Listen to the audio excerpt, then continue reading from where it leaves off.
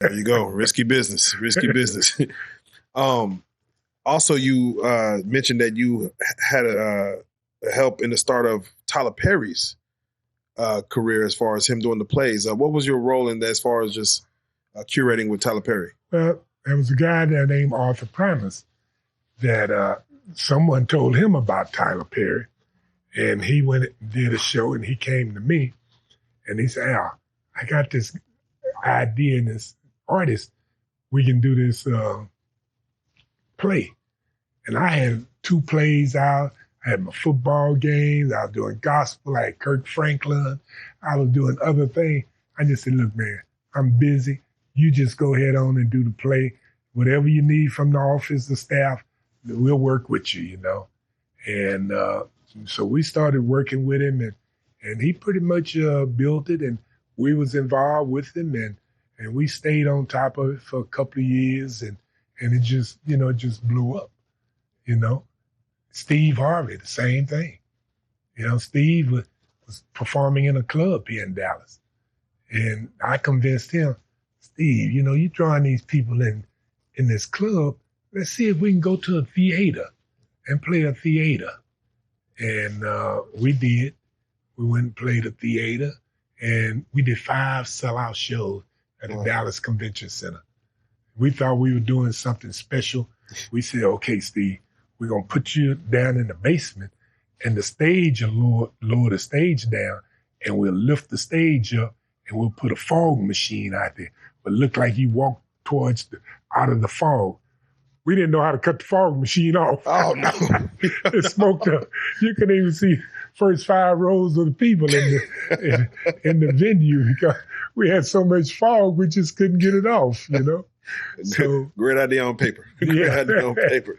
So we've seen some of the biggest and had our hands in some of the biggest shows out here. Prince, Luther Van. We did the Purple Rain. When Purple Rain was hidden, we did all the after party. Prince would come to the after party. He'll play long at the after party than he would on stage at the show. Oh, man. So we had after party.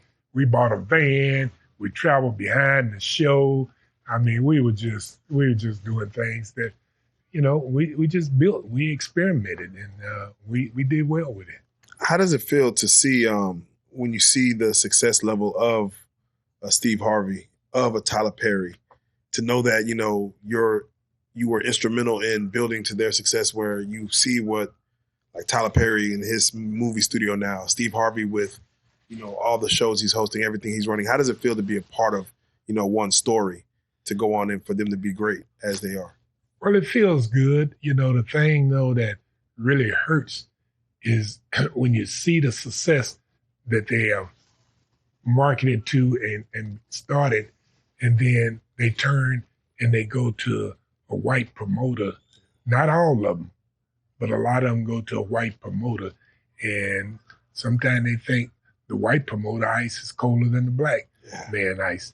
And, you know, and that kind of bothers me. But since I've aged and where I'm at today, it don't even faze me anymore. You know, I have a country and western act that I'm dealing with now. And he's on American Got Idol. I mean, America have Got Talent. Yes, America Got Talent. And his name's Steve Ray Latzer. Oh, wow. And he's in the finals week after next. So he's in the final. And he's country and western. He's bad. Amazing. He's bad. Amazing. So when y'all see that guy, it's going to be incredible. Okay. And he's country and western, but he can sing and play anything. Oh, man. You know, he don't want to do Southern soul. You know, I mean, his cousin is a big Southern soul artist. But this guy here, he's going to be incredible. Man, we rooting for him.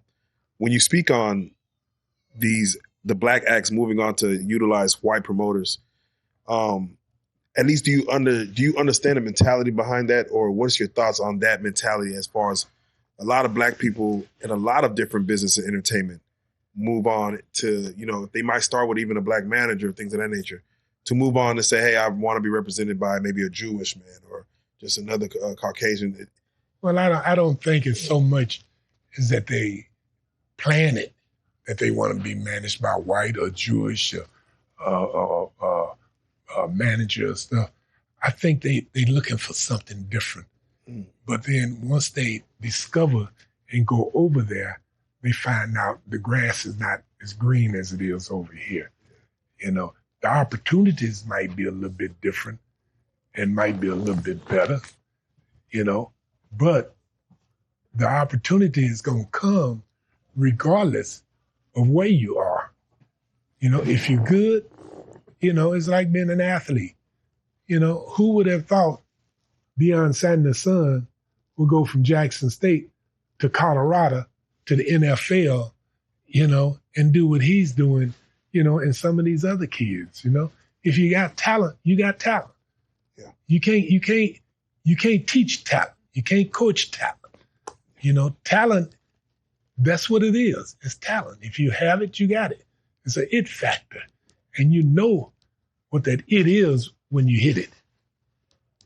Exactly. If you don't mind, I got to get your take on, I believe it was, I think it was Ann Richards who was trying to, of course, get, was not approving for the Texas Stadium before they built Jerry's World out there, AT&T. They were trying to get it to the State Fair. They were going to use South Dallas as a location to build the new Cowboy Stadium.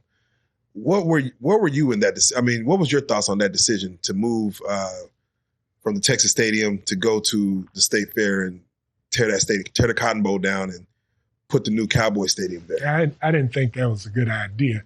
You don't tear down history to build something that another man is going to own totally, you know.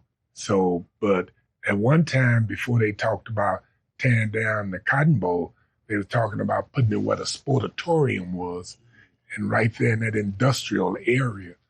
And I thought that would have been a good thing because it's supposed to be a riverfront down in that area, and it would have been good to be that close to the Black community, right there on the Trinity crossing, you know, into South Oak Cliff, into South Dallas.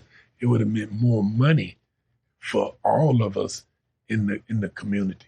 So and I've seen so many things like even Reunion Arena when they happen, and then they come in with American Airlines Arena. Bad idea. You know, they ain't even, from my understanding, they hadn't even paid for the construction of Reunion Arena, and they tore it down. You know, that was a bad deal. Some of the people that are in position, city council people, and they're not the venue people. They don't understand, you know, they think they do, and they have people to go do this research, but these people are getting paid to say what they want to hear. You know, I mean, somebody's out there paying them. You know, we should have took that Reunion Arena, downsized it to about 7,000 seats, put suites in there, and would have been able to get the business that they get in Grand Prairie and all these other venues that they building in the suburbs. We'd have had a 7,000 seater in the city of Dallas, which we don't have other than the convention center. And it's so outdated. You know, they're supposed to be renovating it now, but look how long it took for them to renovate it. The Cotton Bowl, it's outdated, but they just spent millions and millions of dollars, you know, to renovate it. What are your thoughts on the gentrification of that area, of the South Dallas area? Is it needed? Do you feel like the city has to step in and start kind of changing the area to clean it up a little bit for the venue like the State Fair Classic? Well, anytime something like that has been there for so long and they hadn't put any money into it because it's in the Black community. I'm not saying they didn't put money into it because it was solely in the Black community, but they just never invested anything in there. Yeah. So it you know, naturally if you go start putting money in it, it's going to bring back a return. You know, who spend more money on entertainment, on food, on clothes, cars than Black people? we spend it frivolously. Right?